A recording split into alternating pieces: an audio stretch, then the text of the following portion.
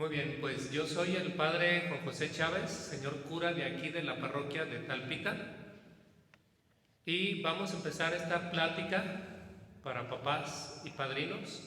Les han dado por ahí una oración que dice: estimados padres de familia y padrinos de primera comunión, oración. Vamos a hacerla todos juntos.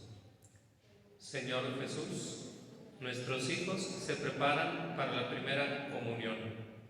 Parece que fue ayer cuando llenaron nuestras casas de alegría con su nacimiento. Aún recordamos, como si solo hubieran pasado unos días, la fiesta preciosa de su bautismo.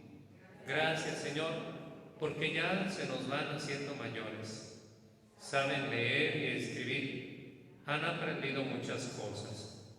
A veces son algo revoltosos y nos dan algunos pequeños disgustos, pero te quieren a ti, te rezan y quieren ser buenos. Gracias, Jesús, porque son amigos tuyos, te están conociendo cada día mejor en las catequesis y cuentan ya con impaciencia los días que faltan para esta otra gran fiesta. Te pedimos por ellos y por toda nuestra familia, para que sepamos ser conscientes de este gran regalo que nos das en la comunión. Que tu llegada sea un signo de alegría y queramos también nosotros permanecer unidos, participando cada domingo en la celebración eucarística. Te lo pedimos por intercesión de nuestra Madre Santísima, la Virgen del Rosario. Amén. En el nombre del Padre, y del Hijo, y del Espíritu Santo. Amén. Muy bien, ¿pueden sentarse?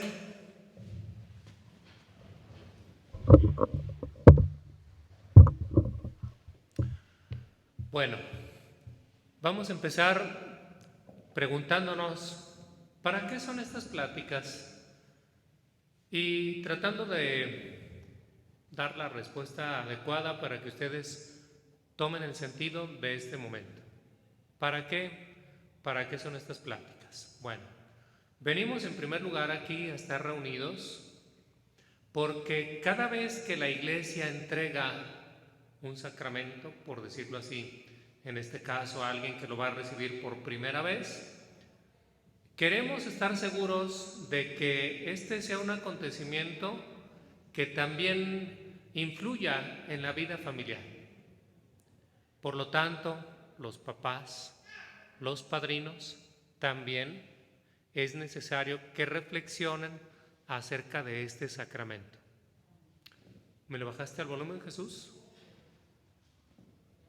Bueno, entonces, papás y padrinos, es necesario que ustedes renueven lo que creemos en este sacramento, lo tengamos fresco, porque, bueno, si yo les preguntara, ¿cuánto tiempo hace que hicieron la primera comunión? ¿Mucho? ¿Se acuerdan de ese día? ¿Cómo fue? Como 35 años. 36. ¿Alguien más se quiere ventanear? Bueno, muchos años, ¿verdad? Años han pasado. Muy bien. Y si ustedes se pusieran el traje de la primera comunión, ¿todavía les queda? ¿Ya no? ¿Ya ni existe? ¿Y qué dijeron ustedes si alguien se lo pusiera? ¿Cómo se vería?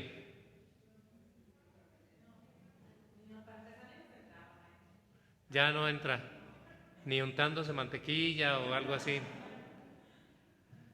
Bueno, pensemos ahora en el terreno espiritual. Aquella fe de primera comunión, si la mantienes así o si te quedas nada más con eso, tú adulto, con una fe chiquita de primera comunión, ¿cómo te verías, verdad? Es necesario que nos demos cuenta, pues, que la fe se actualiza, que este momento sirve como para darle una actualizada buena a nuestra fe, sobre todo en torno a este sacramento que van a recibir los niños, la comunión, la Eucaristía. Y bueno, haciendo un resumen, ¿verdad? Un resumen así rápido. ¿Qué creemos nosotros? Ya sabemos que en el credo decimos, creo en un solo Dios, Padre Todopoderoso. Bueno, vamos a verlo así de una manera más familiar, o que dijéramos, con palabras más cercanas. ¿En qué creemos? Nosotros creemos en un Dios que es amor, que creó todo por un acto de amor. Dios quiere regalarse. Y en ese acto de amor quiso que nosotros tuviéramos la capacidad de percibir el amor. Nos hizo de esa manera, capaces de amor. Incluso, pues puede decirse que en ese sentido nos parecemos a Él. Fuimos hechos a imagen y semejanza de Dios. Y en esa imagen y semejanza de Dios, como nosotros participamos de una vida en la que estamos en el tiempo y somos seres materiales también, ¿tu cuerpo eres tú o ese no eres tú? Aguas con pensar con que solamente el alma somos nosotros y el cuerpo es como un guante. No, también el cuerpo somos nosotros. Y fíjate tú cómo le haces, por ejemplo, cuando dices yo fui y te señalas, generalmente pues te señalas a ti mismo, ¿verdad? El cuerpo, yo fui, yo soy, o aquí estoy, y mueves tu cuerpo. Bueno, parte de nuestro ser es el cuerpo. Bien, entonces Dios, que nos hizo así, de esta manera, somos personas que están viviendo esta realidad espiritual en una realidad material. Somos espíritu y materia, las dos cosas. Filosóficamente nosotros, pues, cuando estudiamos allá, unos filósofos llegan a decir, somos un espíritu encarnado, y otros dicen, somos una carne espiritualizada. O sea, las dos cosas, pues, unidas. Incluso por eso creemos en la resurrección. No tendría caso creer en la resurrección si el cuerpo no fuera importante. Si el alma sigue prevaleciendo después de la muerte, pues con eso nos hubiéramos dado por servidos. Pero creemos que también parte de nuestro ser es el cuerpo. Y por lo tanto, los que incluso ya llegaron al cielo no están completos, porque les falta resucitar. Todavía no han resucitado, les falta otra vez, pero ya será pues un cuerpo espiritualizado de otra manera. Bueno, entonces creemos en un Dios que nos ama, que nos ha creado por amor, y que aquí vamos en una realidad así, de esa manera, espiritual y carnal. Bien, y sabemos nosotros que tenemos un tiempo, y este tiempo que llamamos vida o edad es la única oportunidad que tenemos de trascender. Vamos de paso. ¿Cuántos años vamos a durar? ¿Cuántos quieren durar ustedes? ¿Muchos o poquitos? ¿Muchos? A lo mejor los que están sanos y les va bien dicen muchos. Los que están enfermos dicen ya para otra semana, por favor. ¿Han encontrado gente que ya quiere morirse? Pues es una realidad, ¿verdad? También. Hay unos que quieren morirse, yo diría, muy santamente. Por ejemplo, el próximo domingo vamos a escuchar en las lecturas a San Pablo, que sale con eso, ¿verdad? Que dice, ya no sé qué me conviene más, si morirme o quedarme otro rato para seguir predicando.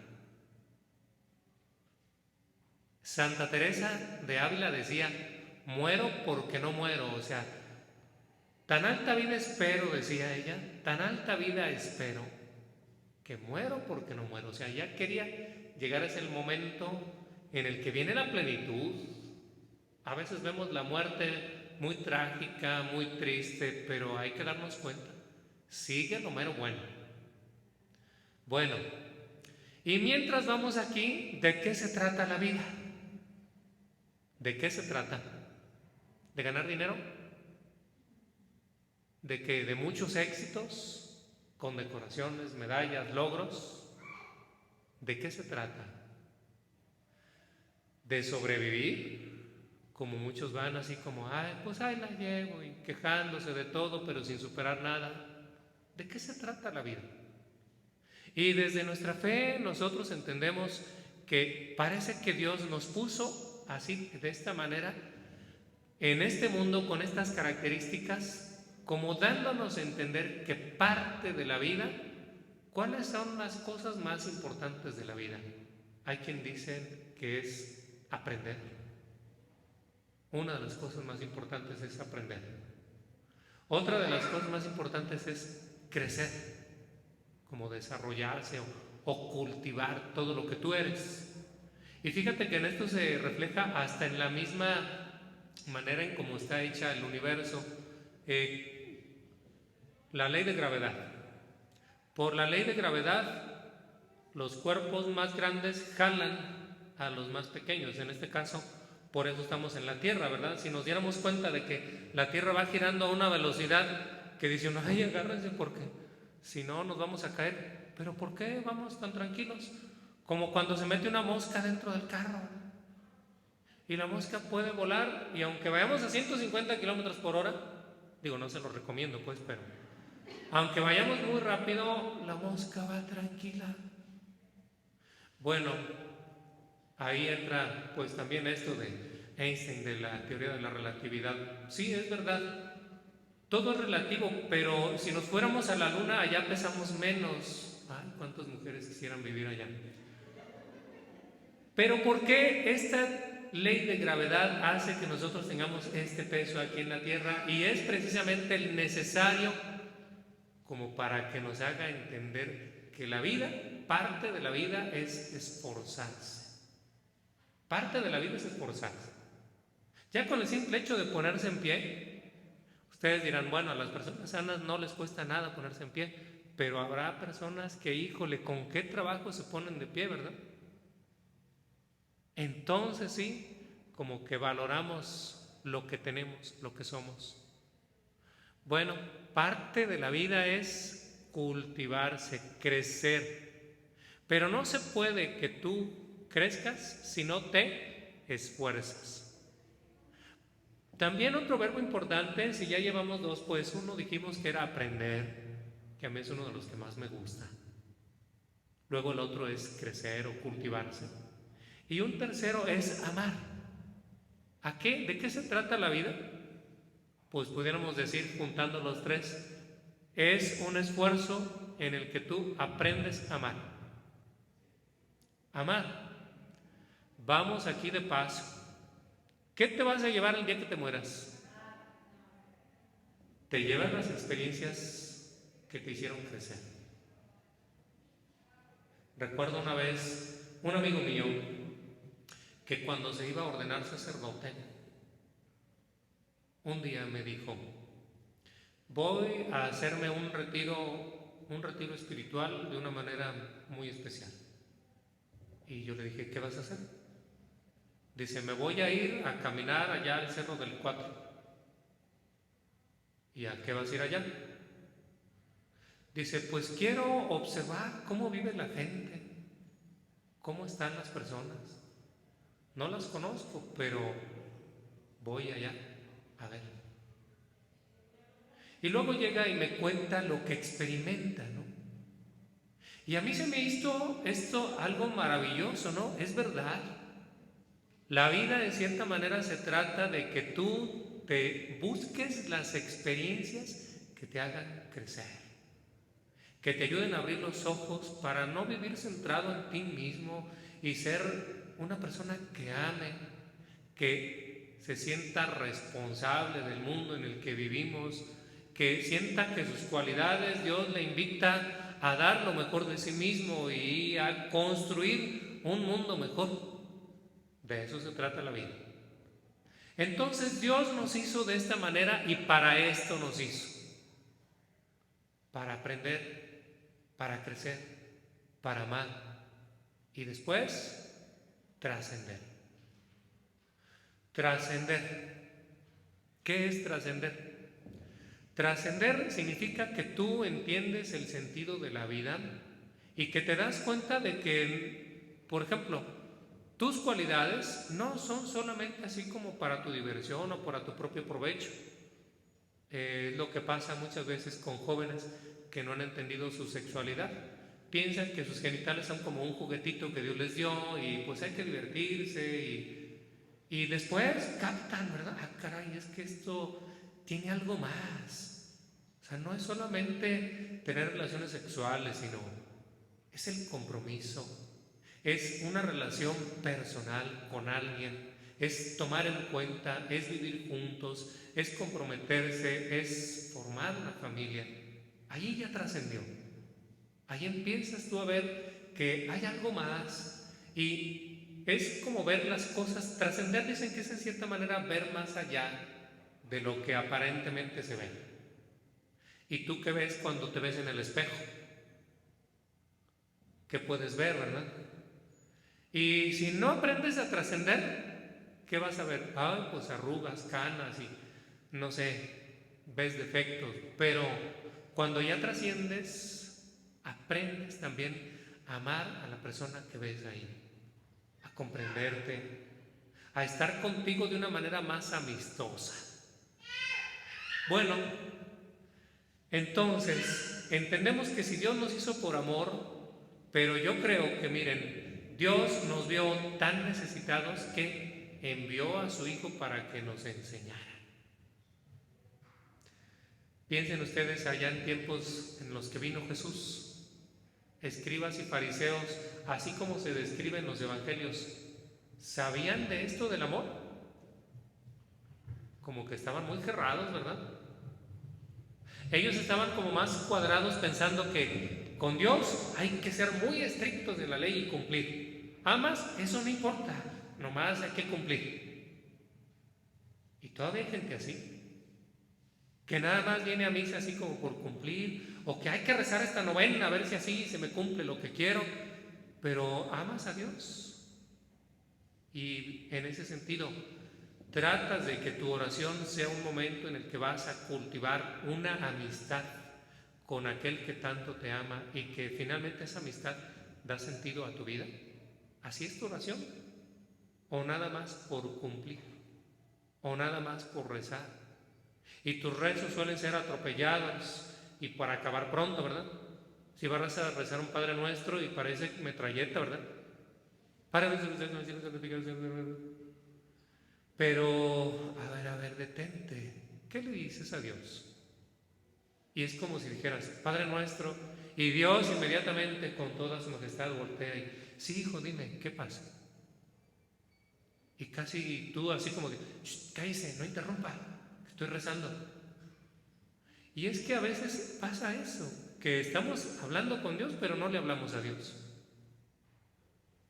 Es importante ver, pues, que lo que Dios quiere o lo que Jesús vino a enseñarnos,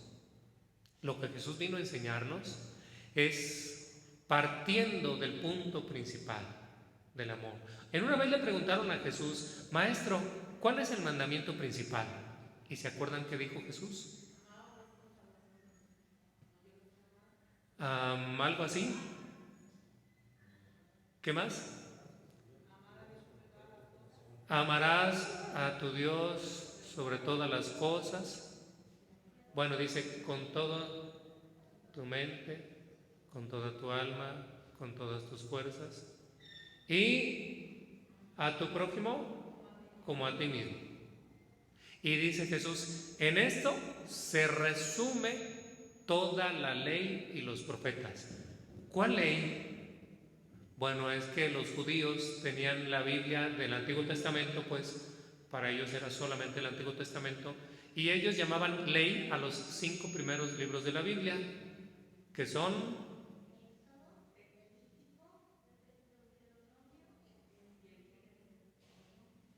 casi, ahí va, Génesis, Éxodo, Levítico, Números y Deuteronomio. A estos 5 libros se les daba el nombre de Pentateuco. Pentateuco, 5 leyes, las 5 leyes. Bueno, entonces Jesús dice, en esto se resume toda la ley, o sea, los libros que hablan de la ley, ahí está expresada, y los profetas. ¿Cuántos profetas hay en la Biblia? ¿Cuántos libros de profetas? A ver, ¿no se saben el nombre de alguno? Isaías, Ezequiel, Jeremías, Zacarías. ¿Cuál? Juan. Juan ya es del Nuevo Testamento, es uno de los evangelios. Bueno, en la Biblia pues hay 4 profetas mayores y 12 profetas menores. Sí, es cierto. Jeremías, Isaías, Ezequiel y Daniel, los 4 mayores y los 12 menores. ¿No? ¿Ni uno de esos? A lo mejor sí los han oído, dijo uno, Zacarías, ¿verdad? Jonás, Miqueas, Nahum, Habacuc, Ageo, Zacarías, Malaquías, bueno. Tobías no es de los profetas. Bueno, el caso es que la idea es que Jesús quiso resumir toda la Biblia en un mandamiento, o más que mandamiento, en una perspectiva, en una manera de ver, de entender a Dios, de entender a los demás. ¿Cómo se resume toda la Biblia? En el amor.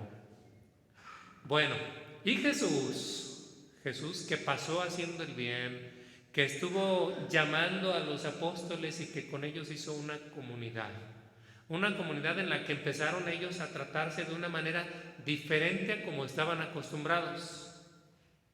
Muchos de los impedimentos para que nosotros amemos son impedimentos culturales. Cuando a ti ya te han enseñado que tales tipos de personas son pecadoras y no merecen tu relación, tu mirada, tu aprecio, tu amistad, ¿qué haces? Pues parece como si tú ya entendiste y eso también lo llevas a la práctica. En tiempos de Jesús, piensen cómo juntó gente de tan diferentes estratos sociales, dijéramos así. Por ejemplo, los publicanos eran gente muy rechazada en tiempos de Jesús. Ni siquiera los dejaban entrar al templo y en público casi los podían ofender. Pero los publicanos a su vez tenían el poder porque tenían los billetes, ¿verdad? Y ellos mandaban, eran algo así como hacienda. Llegaban a las casas a decir, este no ha pagado y quítenle esto y esto otro. Y entonces ellos podían traer a la policía para que entonces eran rechazados. Y Jesús llama a uno de esos, a Mateo.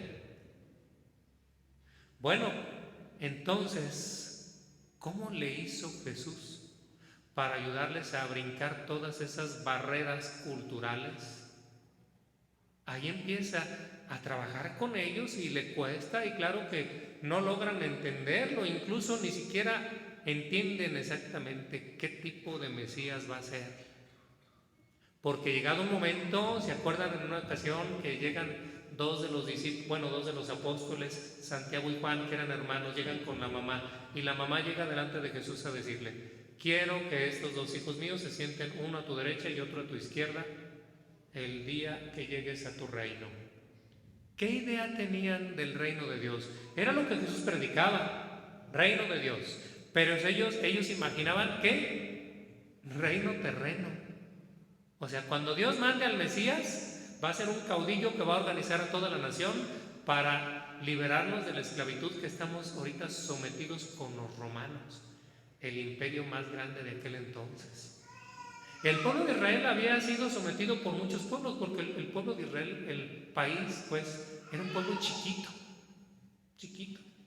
Y lo sometieron, pues, los persas, lo sometieron los babilónicos, lo sometieron los griegos con Alejandro Magno y lo sometieron los romanos. En tiempos de Jesús, pues desde 63 años antes del nacimiento de Cristo, ya estaban siendo sometidos por los romanos.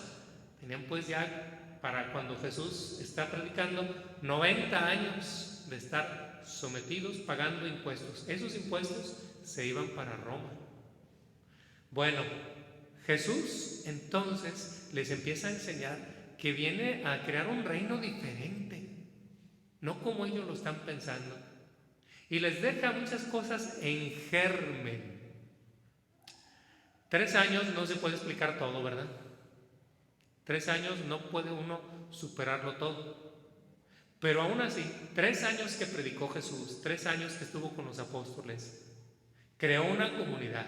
Y aunque Él muere y lo ven ya después resucitado, sin embargo, todavía tienen mucho que aprender. Llega el Espíritu Santo para que ellos, a pesar de la situación que están viviendo, después de que Cristo muere, ¿dónde se empezaron a reunir? Se empezaron a reunir en el mismo lugar donde lo vieron todos juntos por última vez, que fue en el lugar de la última cena. Y vamos a hablar entonces precisamente de ese acontecimiento, que es el que celebramos cada vez en la misa. Sus niños van a recibir la primera comunión. ¿Qué van a recibir? Hay preguntas que la gente de repente hace a manera de, ¿qué diría yo? Como tipo ofensa, ¿no? ¿Para qué vas a misa? Y tú a veces no sabes ni qué responder. Bueno, ¿para qué ir a misa? Habrá que entender entonces. La última cena es lo que da sentido a esto que hacemos nosotros. ¿Qué hizo Jesús en la última cena? ¿De qué se trataba esa cena? Bueno, se le llama última porque fue pues la última vez que Jesús estuvo con ellos, la última vez que cenó. Al día siguiente murió. Un jueves, entonces se tiene la cena. Y en esa cena, el pueblo de Israel cada año celebraba el día de su independencia. ¿Cuándo era el día de su independencia? Ellos le llamaban Pascua. La palabra Pascua significa paso. Ellos pasaron de ser esclavos en Egipto por 430 años de esclavitud en Egipto y salieron libres. El caudillo ahí fue Moisés. Fueron liberados. Y a eso, esa fiesta nacional que para ellos, para los judíos, al mismo tiempo las leyes humanas eran las leyes de Dios. Y la fiesta de su independencia era la fiesta de Dios. ¿Verdad? Salieron libres, conquistaron una tierra y poco a poco se fueron uniendo como pueblo. Y desde entonces, cada año celebraban la Pascua. Estamos hablando que la primera Pascua debió haber sucedido como unos 1250 años antes de Cristo. O sea que a la fecha ya van como 3270. Y ellos siguen celebrando la Pascua. El paso de la esclavitud a la libertad. Jesús entonces, como buen judío, celebra también la Pascua. Y cada año la celebraba con sus discípulos. Era una fiesta religiosa en la que había que conmemorar aquel acontecimiento, acordarse. Los pueblos de la antigüedad tenían una memoria histórica impresionante. O sea, lo que pasó hace 500 años, no lo olvidaban. Si yo les preguntara a ustedes, ¿qué pasó hace 500 años en tu familia? Pues saben. Pero ellos no lo olvidaban. ¿Qué pasó en tu pueblo, en tu gente hace 500 años, hace 1000 años? Y ellos lo recordaban. Y claro, a su debido tiempo empezó a escribirse la Biblia. No piensen ustedes que en cuanto iban pasando los acontecimientos iban escribiendo. La Biblia se empezó a escribir en tiempos del rey David, es decir, como unos 1000 años antes de Cristo. La Biblia tardó 1100 años en escribirse. 1100.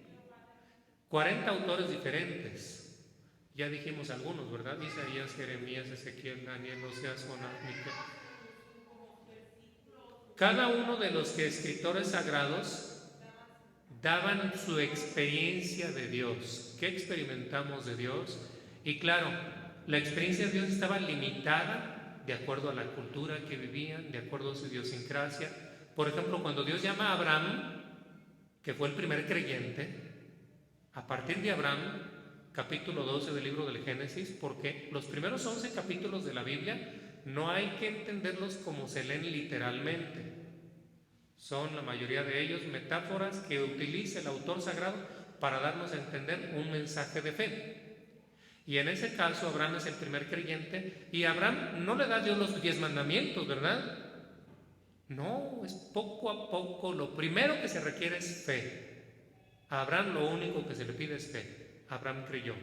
Y así se van después de Abraham los hijos de Abraham, que fue Isaac, y Isaac tuvo 2 hijos, que fue Esaú y Jacob. Jacob, que después se llamó Israel, y de Israel vienen las 12 tribus de Israel, ¿verdad? Bueno, de las 12 tribus de Israel, que fueron las que conquistaron la tierra prometida, es cuando ya se establecen pues ahí. Bien, entonces Jesús, como buen judío, celebraba la Pascua, y también con sus discípulos hacían ese momento en el que recordaban lo que habían vivido, sacaban textos de la Biblia, algunos salmos los leían. La Biblia estaba como el ritual, cómo debía celebrarse. Tenía que ser un cordero de tal características, ¿verdad? De 1 año, sin mancha, sin defecto, y tenía que comerse como medio deprisa, porque era recordar cómo sus padres estuvieron la primera vez, la primera Pascua, cenando medio deprisa porque había que salir. Recordaban todo eso, y ahí concluye como el ritual de la Pascua, y Jesús hace algo diferente en esa última cena. ¿Qué hizo? Bueno, ya se acuerdan ustedes porque lo decimos cada misa, ¿verdad? Tomó el pan, lo partió, lo bendijo y se lo dio a sus discípulos diciendo: tomen y coman todos de él, porque esto es mi cuerpo que será entregado por ustedes y por muchos para el perdón de los pecados. Y luego tomó el vino: tomen y beban todos de él, porque este es el cáliz de mi sangre que será derramada por ustedes y por muchos para el perdón de los pecados. Hagan esto en conmemoración mía. Les mandó que lo hicieran. ¿Los apóstoles entendieron qué estaba haciendo Jesús en ese momento? Si eso ya no estaba así como en el guión de lo que debe ser una Pascua judía. Ya habían cenado. Entonces, ¿qué trae Jesús? Pero como Jesús hacía muchos gestos simbólicos, de hecho, chequen cómo Jesús utiliza muchos gestos simbólicos. Es más, después de que resucita, hubo unos discípulos, los discípulos de Maús, 2 de ellos, que lo reconocieron precisamente porque hacía un partir el pan, exactamente lo hacía igual en todas las veces que partía el pan. Por lo tanto, en cuanto lo ven partir el pan, es Jesús, ¿verdad? Se les apareció en el camino de Maús. Bueno, entonces los apóstoles lo toman, no entienden del todo. A su debido tiempo el maestro les explicará, porque así lo ha hecho otras veces. Y bueno, en ese momento se lo comen, toman del vino. Y luego salen. Jerusalén está como en una parte de una colina, y en donde tuvo lugar la última cena. Salen cantando los salmos y van bajando, y abajo había un torrente, un arroyito chiquito. Bajan y luego suben, y enseguida está el huerto de los olivos. Y ahí en el huerto de los olivos es donde lo toman preso, y luego se lo traen de regreso por las mismas escaleras. De ida iba muy contento con sus apóstoles, de regreso viene ya encadenado y siendo golpeado. Al día siguiente, eso que hizo en la última cena de tomen y coman, esto es mi cuerpo entregado por ustedes, esta es mi sangre derramada por ustedes, pues al día siguiente efectivamente pasó. Los apóstoles en ese momento no captan la relación, están miedosos, híjole, qué tristeza, lo mataron, y pues qué pena les dio, además, porque cuando lo crucificaron solamente estaba uno de los 12 apóstoles, Juan, y con él estaban María, la Virgen María, estaba otra María, María Magdalena. Bueno, pocas personas, más mujeres que hombres, más valientes ellas. Bueno, ¿qué tal les cayó la noticia cuando llegan y le dicen a Pedro, por ejemplo: sí lo mataron. Imagínense ustedes, Pedro, que lo había negado y que no le alcanzó a pedir perdón. ¿Cómo se sentiría? El caso es que al domingo lo ven resucitado y poco a poco empiezan como a eslabonar todo. Les dije, en el primer lugar donde siguieron reuniéndose fue en el lugar de la última cena. Ahí se reúnen. La primera persona que se le apareció fue a María Magdalena. Entonces, estando ahí ellos en el lugar de la última cena, ahí Jesús se aparece, lo empiezan a ver vivo, resucitado, en varias ocasiones y parece como que cada domingo se aparece. ¿No les resulta esto a ustedes simbólico? ¿Que cada domingo se aparezca? Entonces, el domingo era el primer día de trabajo antes. El día de descanso era el sábado. Y el día primero de trabajo era el domingo. El primer día de la semana es el domingo, aunque a veces ahorita se nos pierde, ¿verdad? Decimos fin de semana y viernes, sábado y domingo. Pensamos que el primer día de la semana es el lunes. No, el primer día de la semana es el domingo. Bueno, entonces, poco a poco van entendiendo y además, a los 50 días después de resucitado, reciben el Espíritu Santo y es ahí cuando empiezan a dar un brinco en torno a comprender todo lo que ya vivieron con Jesús. Y entonces se acuerdan de lo que Jesús hizo en esa última cena y les dijo, esto es mi cuerpo. Y entonces se acuerdan que les dijo, esta es mi sangre derramada. Y también se acuerdan que les dijo, hagan esto en memoria mía. ¡Ah, caray! Y empezaron a hacerlo. ¿Qué hicieron? Pues celebrar la Eucaristía. Hay muchos elementos, si ustedes se fijan, hay un libro que se llama La Didaché, escrito en el siglo II. Este libro no pertenece a la Biblia. Didaché significa enseñanza. Y este libro narra de cómo se celebraba la misa en el segundo siglo de nuestra era. O sea, estamos hablando de que después de que Cristo resucita, a los 70, 80 años, ya hay un libro que describe cómo se celebraba la misa, muy parecido a como lo hacemos nosotros. Se empezaba con un saludo, se invocaba a la Santísima Trinidad, se pedía perdón, se hacía una oración, se escuchaban lecturas, el sacerdote hacía una reflexión a propósito de las lecturas, se hacían unas peticiones, luego era la consagración, después el Padre Nuestro y la comunión. Esos elementos igual, desde entonces. Bueno, ¿qué es entonces la Eucaristía? ¿Qué es? Y lo que nosotros creemos es que Jesús lo que dijo no fue una comparación, porque en otras veces Él se comparó con un pastor, se comparó con el camino, yo soy el camino, la verdad y la vida. Pero en este caso está diciendo, esto es mi cuerpo. No dijo, esto simboliza mi cuerpo.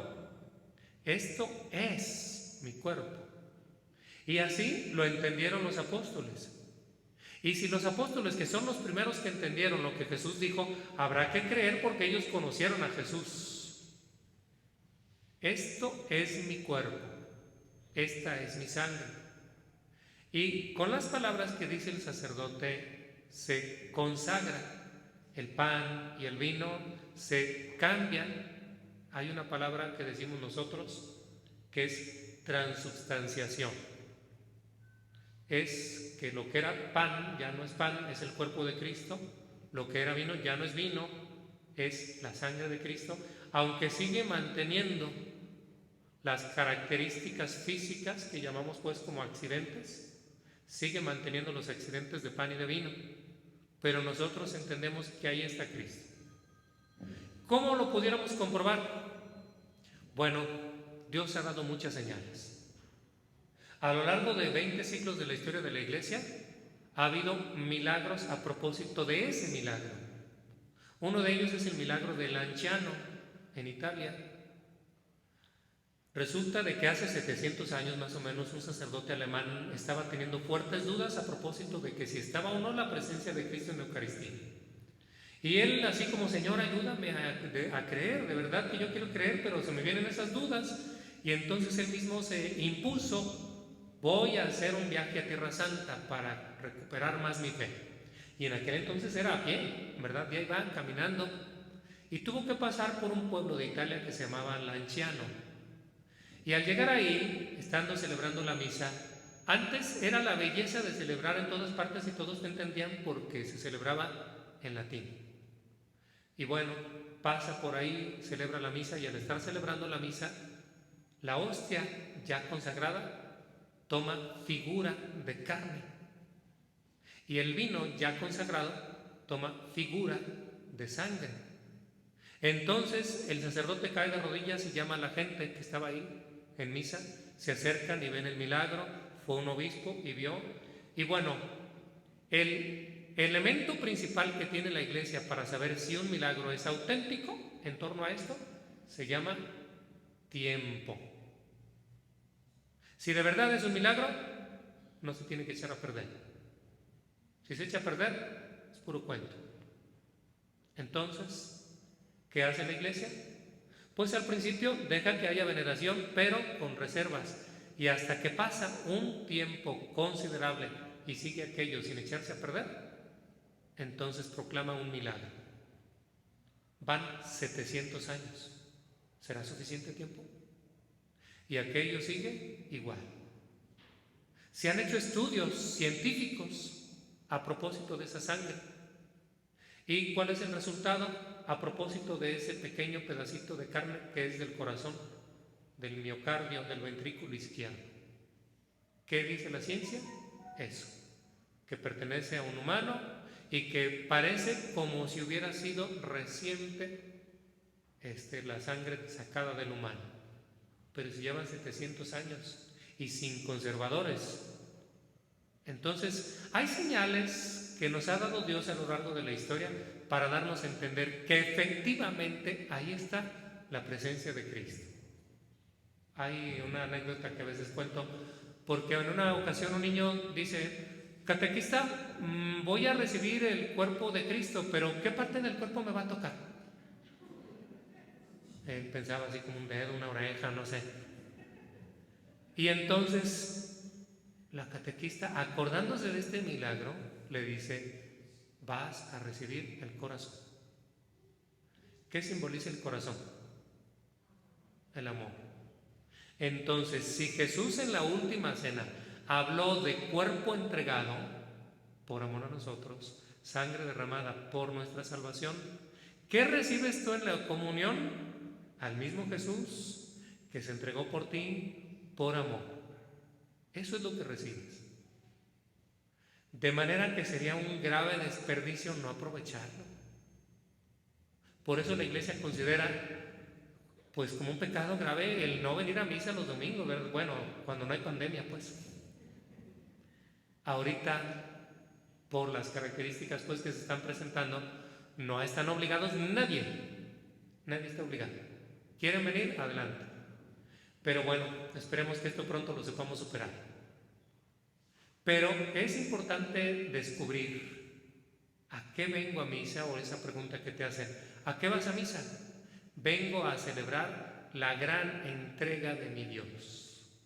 Él murió por mí, por amor a mí, y resucitó para que yo tenga vida. Y esto es digno de celebrarse. Y voy porque además Él me regala siempre su cuerpo, que de alguna manera hay que entender. Si tú te relacionas con personas aquí en la tierra que de repente te ayudan, buenos amigos, si tienes buenos amigos, y de repente parece que te pareces a ellos, ¿no? Usas palabras de las que ellos usan. ¿No sería esto mismo si tú te mantienes en comunión con Cristo de una manera genuina, sincera, honesta? Que también Jesús influye en ti. De eso se trata. Yo les pregunto a los niños a veces que van a comulgar, que van a hacer su primera comunión: ¿en qué les gustaría parecerse a Jesús? Los niños dan unas respuestas, excelentes. ¿En qué te gustaría a ti parecerte a Jesús? Papás, padrinos, esto es nuestra fe, de esto se trata. Esta es la comunión, esta es la Eucaristía, esto es lo que celebramos. Hay que recuperarlo. Y pues ahora les invito a que esto lo vivan bien. Papás, involúcrense. Qué pena es, y así lo he constatado a veces, que algunos padres de familia mandan a sus hijos al catecismo, pero luego no los llevan a misa.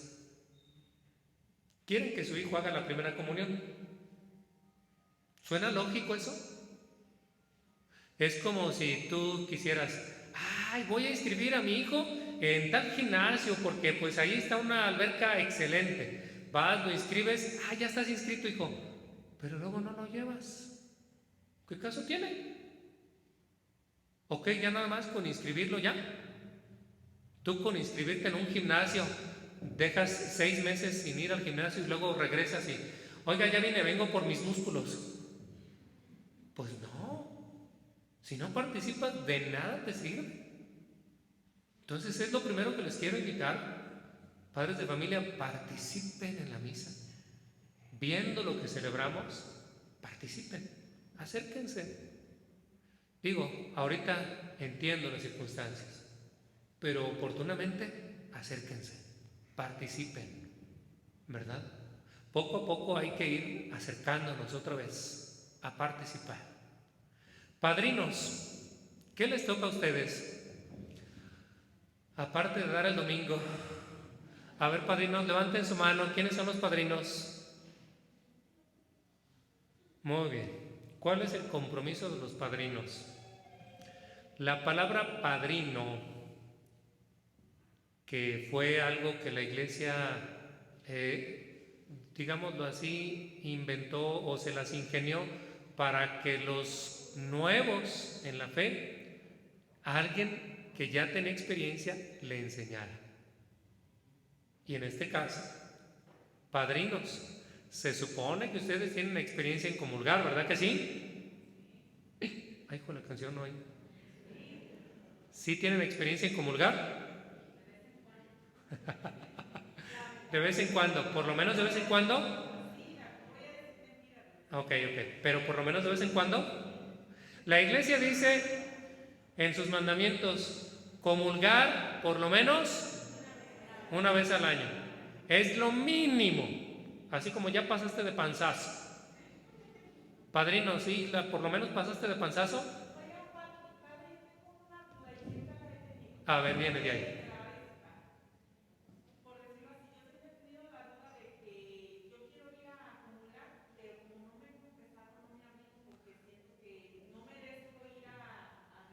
A ver, buena pregunta. Cuando uno se confiesa y comulga, ¿cuántas veces puede seguir comulgando sin tener que confesarse otra vez? Miren, la cosa es simple. No sean escrupulosos, por favor. Mientras no tengas pecado mortal, puedes seguir comulgando. ¿Sí? Y en esto de pecado mortal, ¿cuándo es pecado mortal? Miren, ahí les va. La Iglesia no pone así como de que de aquí para allá es mortal y de aquí para acá así como que si te robas 150 pesos, de 151 para arriba es mortal, de 150 para abajo no es mortal. Pues no. Cada quien en su conciencia debe analizarse delante de Dios, sobre todo con la pregunta, ¿qué tanto daño hice a los demás, a mí mismo? Porque hay pecados que uno pudiera, hay gente que se llega a confesar y dice, bueno, padre, como eso de la masturbación, ¿a quién le hago daño? Pues a ti, porque estás en un acto egoísta, ¿verdad?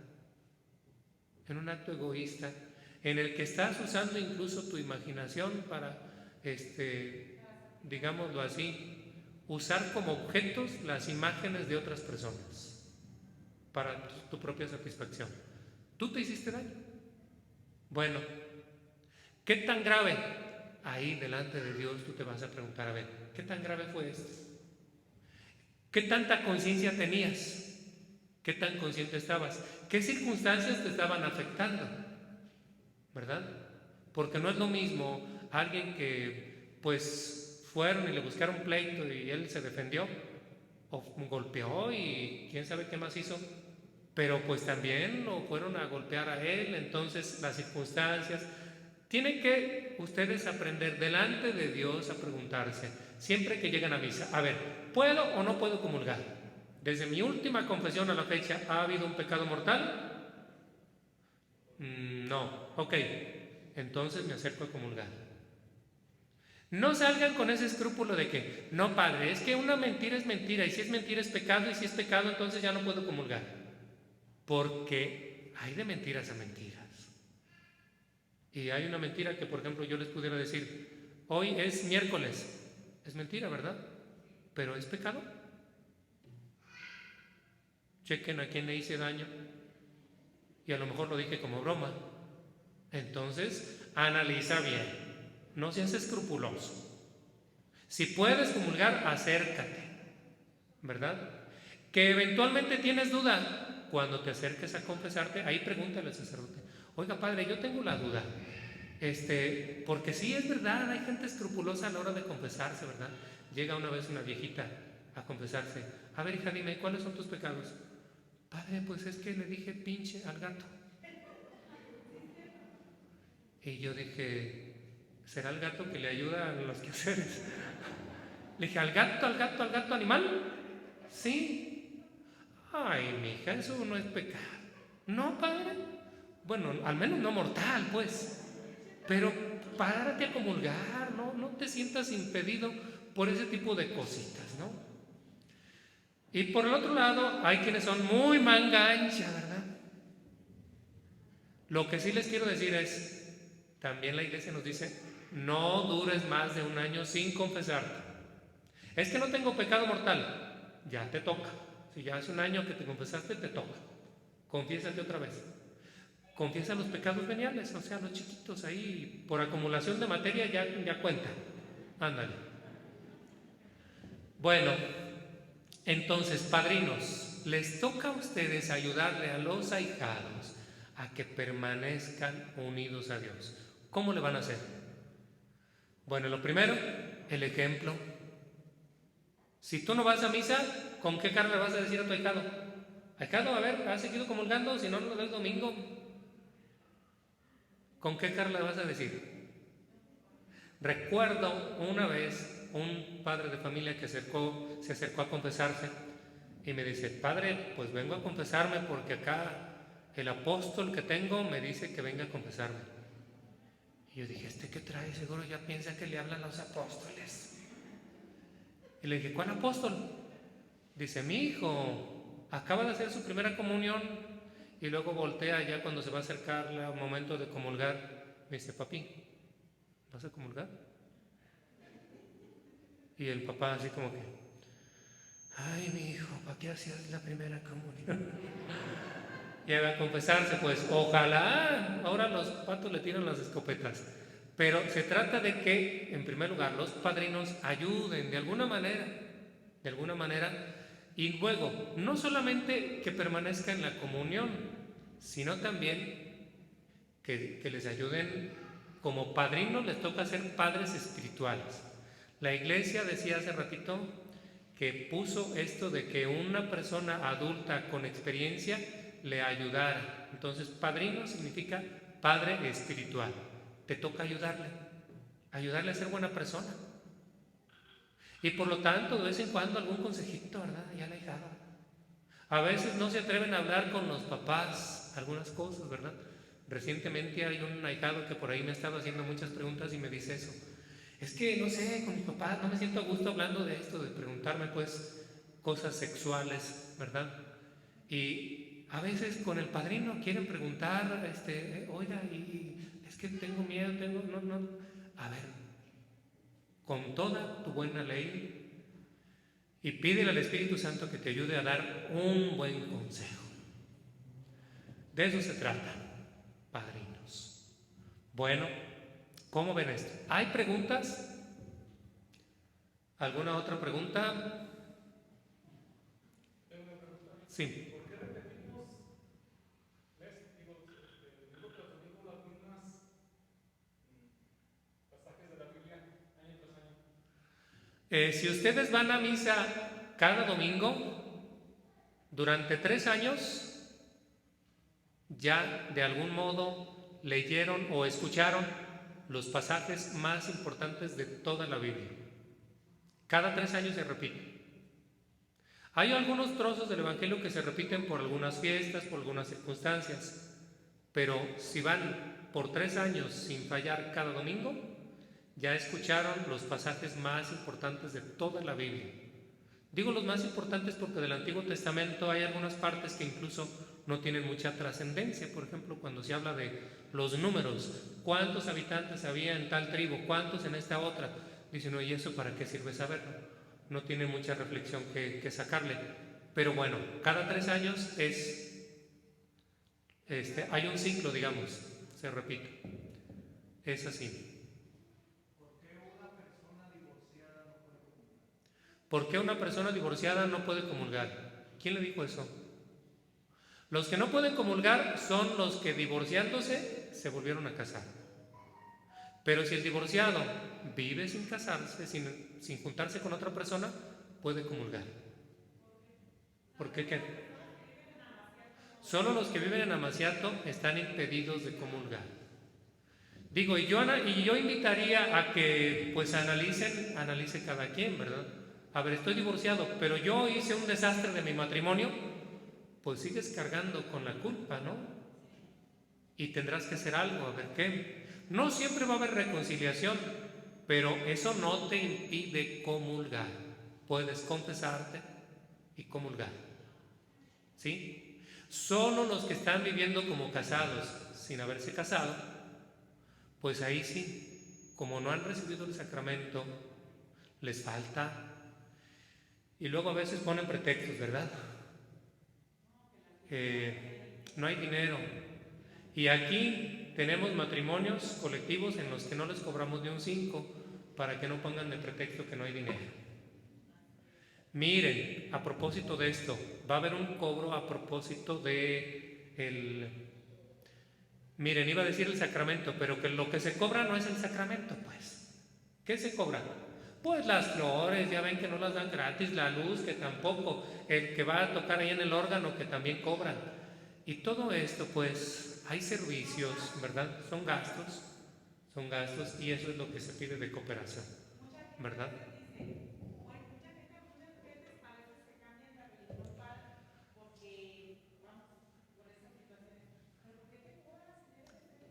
Sí, miren, piensen que hay gastos y que muchas veces se dieron cosas gratis. Por ejemplo, a los niños el catecismo todo el tiempo se les dio gratis. Y todo el tiempo que estuvieron usando salones, prendiendo la luz y que el que tiene que hacer el aseo ahí, bueno, todo eso. Pero sí es cierto que también otros sacerdotes abusan. Pues, híjole, qué pena me da, pero sí, también.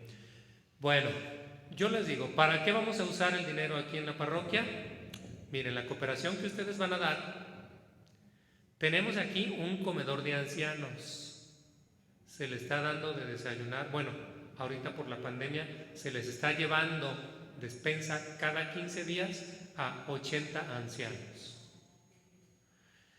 Cuando no había pandemia, aquí vienen, tenemos el comedor, aquí se les prepara el desayuno los 365 días del año, todos los días, Navidad, 1 de enero, todos los días se les da desayuno. Algunos vienen por su propio pie, otros no pueden caminar y se les lleva a su casa. Bueno, hay esta caridad.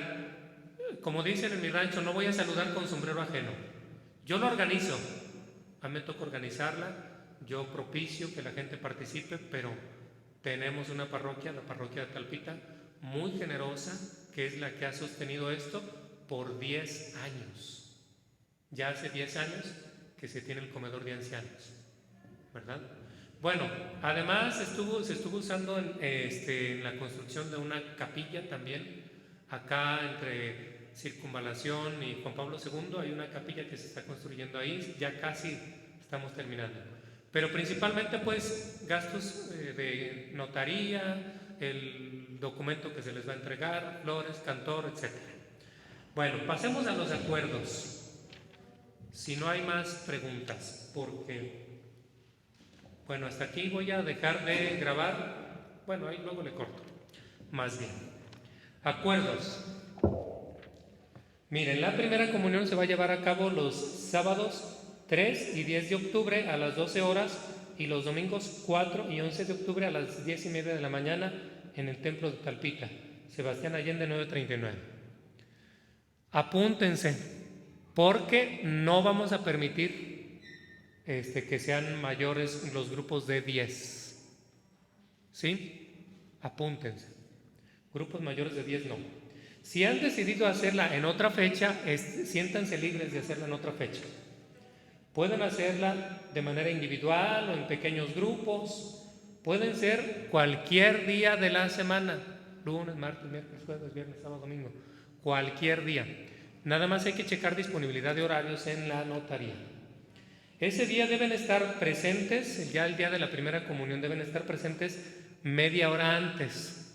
Los citamos así porque como se quieren ir a veces bien guapos y que no les quedó el vestido y que a veces ahí andan llegando a media misa. Entonces, tomen sus precauciones. Deben de traer vela, Biblia y rosario, ropa apropiada. Se sugiere traer para los niños camisa blanca y pantalón negro. Para las niñas, todo de blanco o perla. Ahorita se usa ya que perla, que hueso, que no sé qué. Bueno, color claro, ¿sí? Por favor, no escotes. Bueno, con las niñas no hay problema ahorita.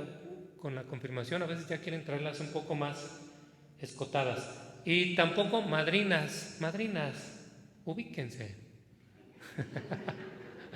Pues sí, ¿verdad? No vienen a un desfile de modas. Vístanse apropiadamente de acuerdo a las circunstancias. ¿Sí? Vienen a misa. No vayan a estar distrayendo, porque eso es lo que pasa. A veces dicen, ¿es pecado? Pues a lo mejor tú no pecaste, pero todos los demás sí. Entonces, por favor, las catequistas los irán acomodando en el templo.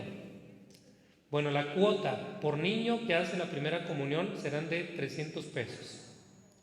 Pero si es individual, el precio es según lo que quieran, porque pues bueno, este precio de 300 pesos, ahí ya va incluido flores, cantor y todo lo demás. Pero cuando es uno solo, con 300 pesos no lo hago para las flores, para el cantor. Entonces, si ustedes quieren de manera individual, pues también paguen lo necesario, ¿verdad? De acuerdo. Muy bien. Pagar antes del 26 de septiembre en notaría. Documentos. Espero que ya hayan traído copia del acta del bautismo. El horario de notaría es de lunes a viernes de 9 de la mañana a 8 de la noche, sábados de 9 a 2. Ahí está el teléfono también. Les invitamos también a suscribirse al canal de YouTube. Tenemos un canal de YouTube aquí en la parroquia donde transmitimos muchas cosas. Ya hay un retiro ahí. Incluso ahorita estoy grabando pues esta plática porque hay gente que vive en otros lados y que plática para papás y padrinos de primera comunión, pues ahí va a estar disponible. Confesiones. Los viernes 2 y 9 de octubre a las 5 de la tarde. Obviamente que si tu hijo va a hacer la primera comunión el día 3, no lo vas a traer a confesar el día 9, ¿verdad? Tiene que venir antes. Siempre la confesión es antes. Por favor, papás, también en esto pongan atención, porque a veces ha pasado que ya en la misa de la primera comunión ya está uno listo ahí para empezar y luego llega el niño. Padre, ¿me confiesa? Y uno así con ojos de pistola. ¿Luego? ¿Por qué no viniste? Es que se les olvidó a mis papás, nos fuimos allá a comer con unos compadres que tienen, que se emborracharon. A ver, ya, eso no lo digas. Bueno, pero papás, ya están ahí las fechas. Padrinos. Los padrinos para primera comunión han de cumplir los siguientes requisitos. Tener los sacramentos de iniciación. ¿Cuáles son? Bautismo, primera comunión y confirmación. ¿Palomita? ¿Sí lo cumplieron? No tener impedimento para comulgar. Las personas casadas solo por el civil o en unión libre no pueden comulgar, por lo tanto, no pueden ser padrinos. Pues es lógico, ¿verdad? No vas a llevar a tu hijo a una escuela donde el maestro no va a la escuela. Lógico. No vas a tener un padrino de primera comunión que no puede comulgar. No se puede. Ser mayor de edad. ¿Palomita? Sí, ya rebasaron, cómo no. Pero no muy grande de edad, porque el objetivo es acompañar en el crecimiento en la fe. Pueden ser personas del mismo sexo o de diferentes sexos del que recibirá la primera comunión. Venir a la hora señalada, vestidos adecuadamente y confesados, padrinos. Para papás y padrinos, favor de confesarse en las misas del jueves y viernes, que en tiempos de fiestas patronales vamos a tener misa a las 7 y a las 8, y en las 2 va a haber confesiones. Confiésense, padrinos. Papás también. Ofrendas. A la entrada del templo se van a vender ofrendas, hostias en 50 pesos y vino en 100 pesos. Muy bien. ¿Alguna pregunta? Quisiera ahora... Sí.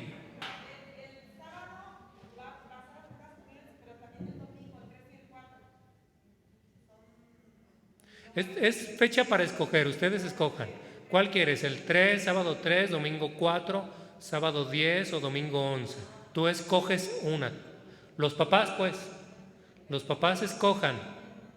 ¿Sí? ¿Dónde van a escoger? En la notaría.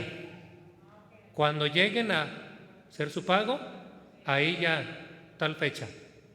¿Sale? ¿La quieren de manera individual? Pregunten, oiga, la queremos para el día 15 de octubre a las 12 del día, ¿está disponible? A ver, ¿vamos bien? Sí, está disponible. Ah, muy bien. ¿Cómo la quiere? Pues fíjese que si es nada más así sencilla, tanto si va a querer flores, tanto si va a querer cantor, tanto si va a querer mariachi, pues bueno, no se crean, no ofrecemos mariachi aquí. ¿Alguna otra pregunta? Si no, catequistas, pasen por favor acá adelante. Quisiera que se presentaran las catequistas. ¿Ustedes saben cuánto gana una catequista? Están ganándose el cielo, ¿cómo no? Bueno, lo están haciendo como una labor voluntaria. Esto se los digo porque a veces, padres de familia, date cuenta que alguien está invirtiendo su tiempo por puro amor al arte, por vocación, porque sienten ese llamado de parte de Dios de enseñar a los niños. Entonces es gente que está ayudándote a que tu hijo conozca más a Dios, para que viéndolo de esa manera no lleguen a veces así como con la espada desenvainada, ¿verdad? A pelearse con las catequistas. Paciencia. Cualquier cosa la podemos aclarar, resolver, platicando convenientemente. Bueno, se van a presentar las catequistas, vénganse para acá, por favor. Y les van a decir también aquí a propósito del paquete que traen. Bueno, buenas noches. Mi nombre es Araceli Tavares, soy coordinadora de los viernes.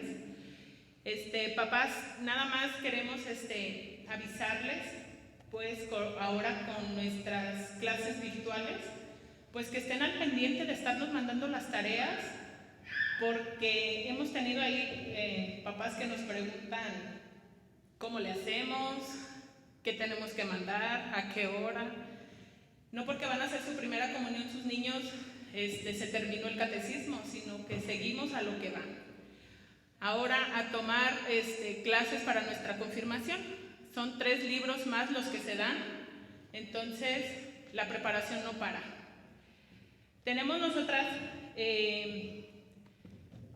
Biblia, Rosario y la vela para el día de su evento en 270. Si lo quieren llevar de aquí de una vez, pues lo tenemos aquí en la entrada para los que gusten.